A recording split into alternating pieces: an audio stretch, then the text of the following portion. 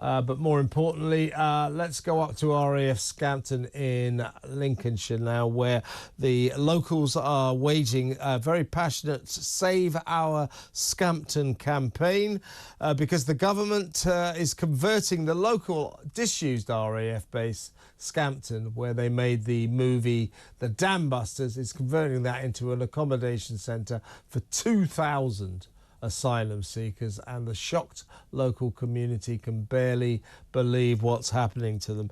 Let's go straight now to, from the Save Our Scampton campaign, one of the organisers, Sarah Carter. Good morning, Sarah. Good morning. Thank you very much for having me. Well, thank you for joining us. Just before we get to the nitty-gritty of this situation, explain what happened to you. As I understood it, you've had this sort of disused airbase for a long, long time, and then you get these amazing plans that they're going to convert it into a hotel and shopping centre. Great news for the local community, lots of jobs. And then suddenly they take that rug from underneath your feet and tell you, no, we've got other plans for RAF Scampton. Tell us the story, Sarah. No, that's not the story at all. The actual base was still being used by the RAF when they announced the plans. Yeah. So on Monday, the 6th of March, the West Lindsey District Council announced that they had just approved a £300 million generation deal with Scampton Holdings, right, which would create 1,000 jobs by having an immersive museum, hotels, keeping the runway open, having an aerospace centre, amongst many other things, but preserving the history of the dam busters, the heritage that we've got at this site. And okay, so you got to that point. Were you suddenly told, actually, we're going to be converting RAF Scampton into a massive asylum seekers accommodation centre? When did you find that out? Well, West Lindsey District Council announced that on Monday, the 6th of March, and on Tuesday, the 7th of March, it was leaked to the press.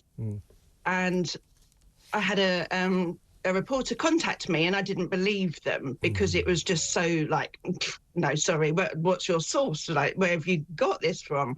And then on Wednesday, the 8th of March, Sir Edward Lee was in Parliament discussing it, and that was the first we'd heard about it. Now, RAF Scampton didn't actually close as a base until the 31st of March. Right. So it's still actually in use at the time. So it wasn't as if this place has been sat empty and people were trying to decide what to do with it.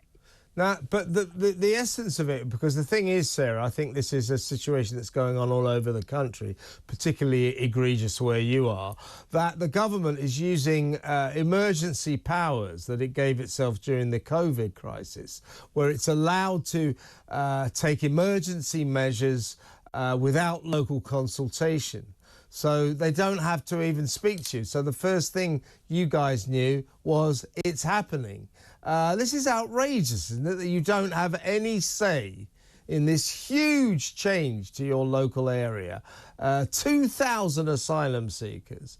It's a rural area. I mean, tell us what your fears are surrounding this sudden influx of 2,000 people who will live in your midst. What are your fears? Well, as with everybody, it's the unknown. It's the fear of the possibility of what could happen. You see what's in the press, and you can't help that. The press aren't reporting every day on sort of, you know, there was no trouble at Skegness, there was no trouble at Napier, there was no trouble at Manston. You only hear the bad side of things. So of course it worries people, that the possibility of what could happen, but we've had sort of no consultation from the Home Office for sort of any reassurance at all.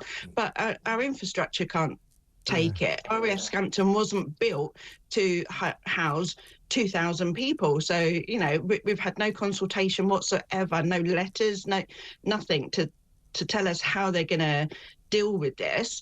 And the Section Q with the emergency sort of planning permission that they're going to give themselves, this is an emergency. Okay, this has been snowballing for how many years? It's not an emergency because you didn't deal with it from the start and you've let it escalate to this situation where now you're on a community of 700. You want to put 2,000 asylum seekers. Is that what we're talking about there, Sarah? You've got 700 people living locally and they're going to bring 2,000 people in. I mean, this is the situation that's being echoed around the country. Doing a story about Portland, which is going to get this barge where 519 young male migrants will live. Now, this is a town, a seaside town of 12,000 people. Now, you put 1,250 into that community. They tell me they've got one copper and one GP.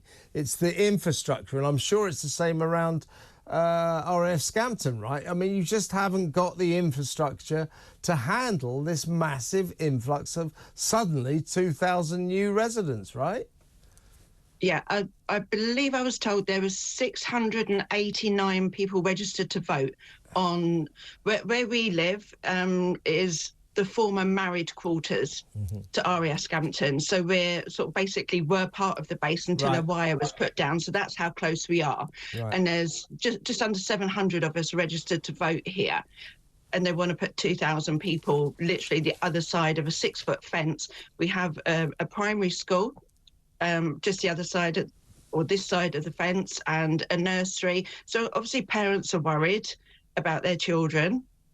You know, we don't actually have a shop. When the RAF moved out on the 31st of March, the shop was closed as well. So we have nothing here apart from the school and the nursery.